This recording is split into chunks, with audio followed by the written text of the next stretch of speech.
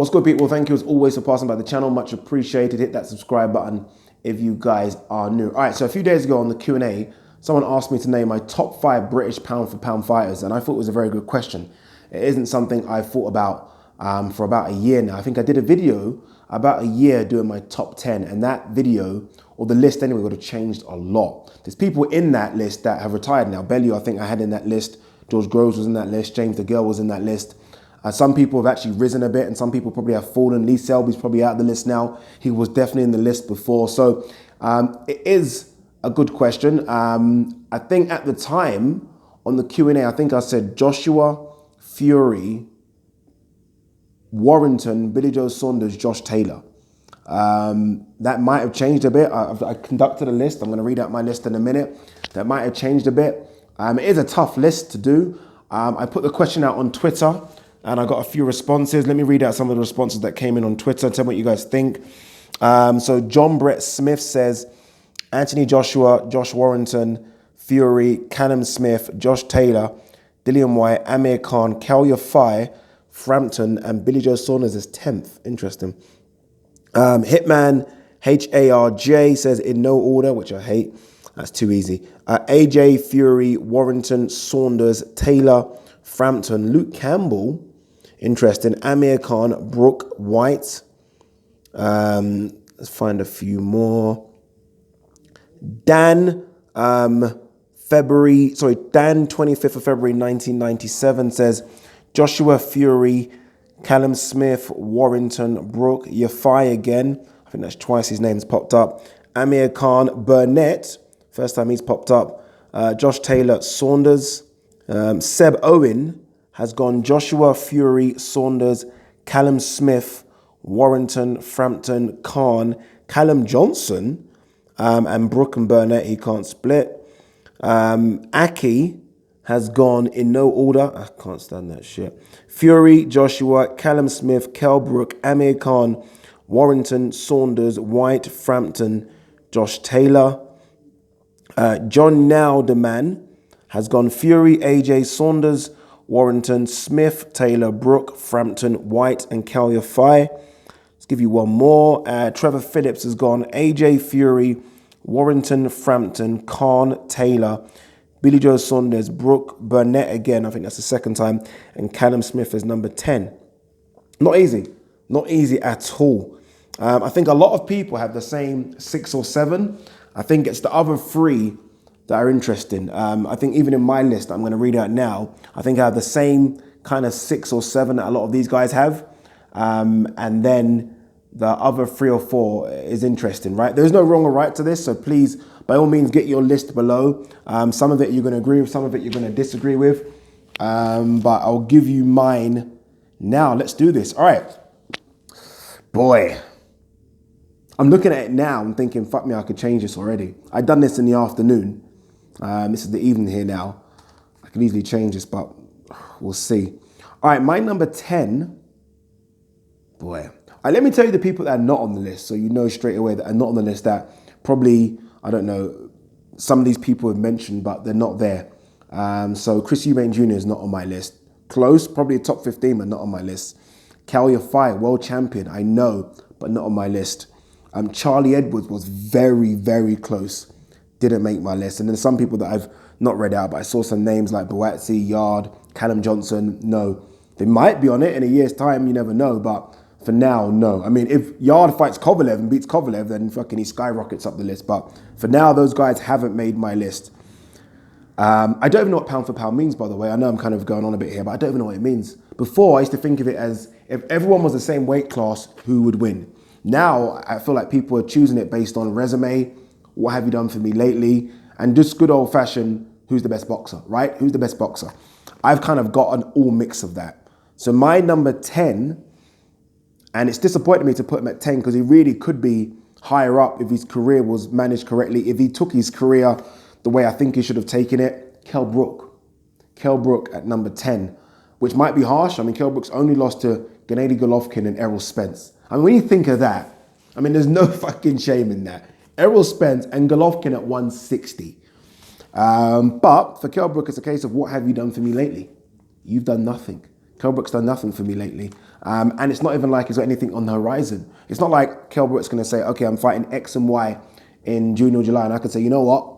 It's coming. There's nothing coming. So Kell Brook, unfortunately, should be higher, should be way higher. Kell Brook's one of the best boxers on the list, if not the best boxer. But he's number 10 because it's a case of you have done nothing for me lately and you have nothing on the horizon either. So he's number 10. Number 9, I was umming and ahhing about this one because I think he might deserve to be a bit higher. Carl Frampton. A bit like Kell Brook, he's only lost to 2 guys, and I think those 2 guys are pretty decent, right? Leo Santa Cruz and Josh Warrington, whose name will appear further up the list. I do think we are seeing the end of Carl Frampton. I know that he was and ahhing about retiring. He's going to continue, but I think the best Carl Frampton is done. That best Carl Frampton was probably the first Santa Cruz fight, 3 years ago. So I do think we've seen the best of Carl Frampton, but nonetheless, he's been in there with some good guys. He's only lost to 2, I think, very good boxers, so there's no shame in that. Number 8, I don't know. Number 8 is Kell Brook's nemesis, Amir Khan. You know what, Khan's resume is ridiculous.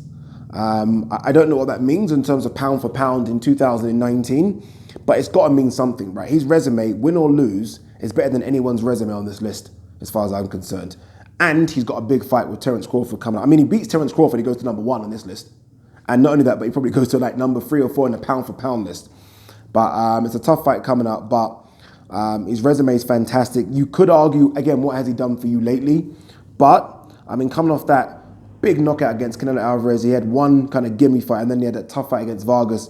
He got up off the canvas, won that, and now he's got Terence Crawford. So at least he's got something planned. But again, he's there mainly because his resume is scary. All right, number 7. I'm not too high on this guy like people are. I'm going to give him credit because he's a world champion, but there are other world champions that didn't make the list. But my number 7 is Callum Smith. It's easy to forget that he did beat George Groves coming off shoulder surgery, and a George Groves that subsequently retired, right? I mean, when you think about it, Chris Eubank gets no joy because he beat James DeGoe, who then subsequently retired, but we give Callum Smith so much plaudits.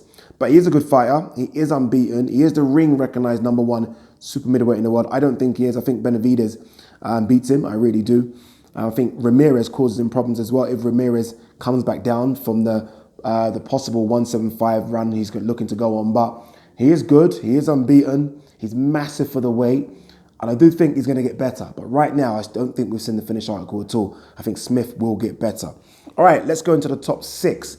My number 6, I don't think I saw his name that much on this list, which shocked me.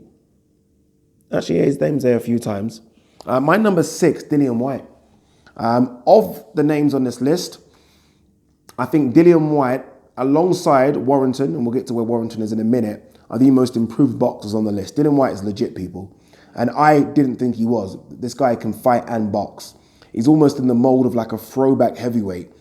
He's big, he's strong. And look, if you just take the heavyweight division, some people have him as like 5th or 6th in the heavyweight division. Some people even have him as number 4, right? So I think he deserves to be on this list, coming off 2 good wins against Joseph Parker, who at the time only had lost to Anthony Joshua, who then was definitely a top 10 heavyweight, and he knocked out Derek Chisora. So 2 good performances. Again, there are talks about him fighting Povetkin or Luis Ortiz in the summer. He beats them, he skyrockets up the list again. But Dillian Whyte is my number 6. Number 5, I can't lie to you, 5, 4, and 3 were very difficult. In fact, 5, 4, 3, and 2 were very difficult. But I've gone for number 5 as a guy that isn't a world champion, but I'm convinced will be one. And I'm actually convinced he could be the best boxer on this list. And that's Josh Taylor. I think Josh Taylor is a fantastic boxer. Has a bit of everything. You know, I didn't think he was spiteful enough. I didn't think he had that aggression. He's got that. And it's weird because I think Ahara Davids brought that out in him. So he's got boxing ability. He's a big 140 pounder, very big 140 pounder, and he can box. I think good things are there to come. And I think, like I said, I think he will be world champion. Probably his next fight, which fingers crossed still goes ahead in the World Boxing Super Series. But he's my number 5. My number 4 frustrates the fuck out of me. I can't lie to you, he does. A lot of people think he could be the best boxer in Britain.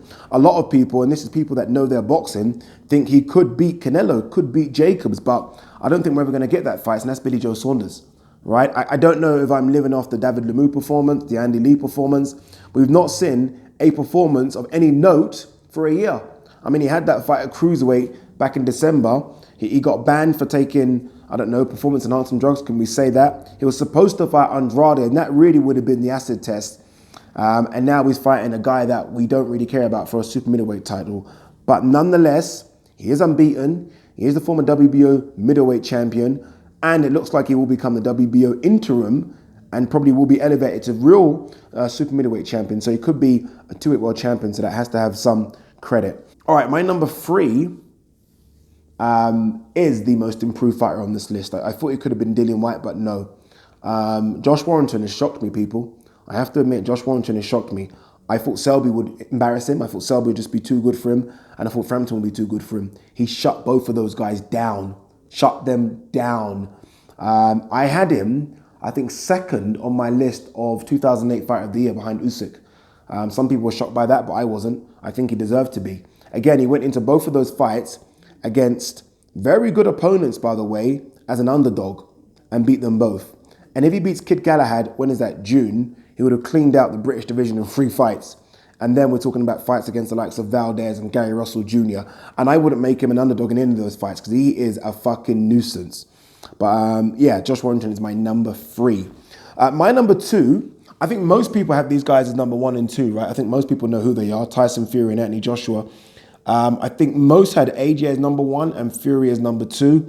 And that's where I'm going as well. So my number 2 is Tyson Fury. Tyson Fury could be number 1, right?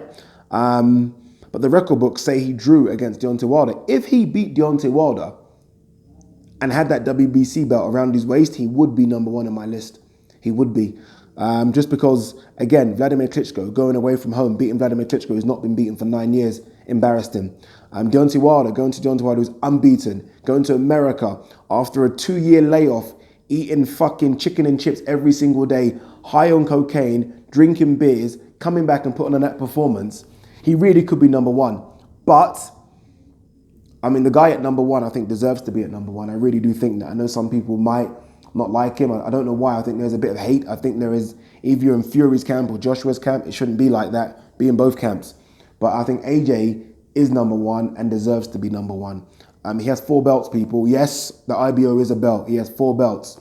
And that can't be discounted. He is unbeaten.